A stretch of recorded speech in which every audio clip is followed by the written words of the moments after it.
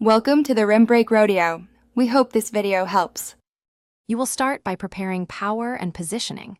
Insert fresh AAA batteries and check polarity so the remote can send a full-strength signal. Once done, turn on the TV and select the correct HDMI or AV input so the device can be discovered. Make sure the Wechip dongle or box is plugged into the TV and visible.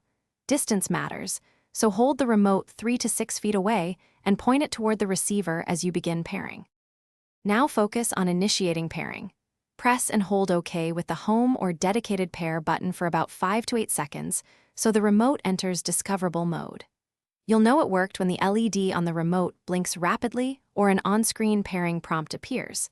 This exchange confirms the remote's Bluetooth or RF handshake is happening.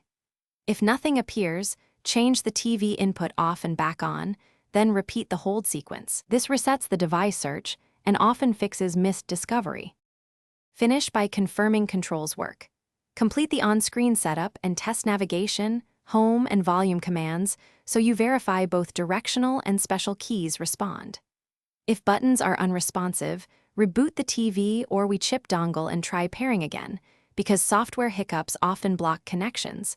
Also swap in new batteries to rule out low power. If pairing repeatedly fails, perform a factory reset on the remote by holding the reset combination shown in its manual, then repair. This clears corrupted settings and usually resolves persistent issues. Thanks for watching. Consider subscribing if we helped you.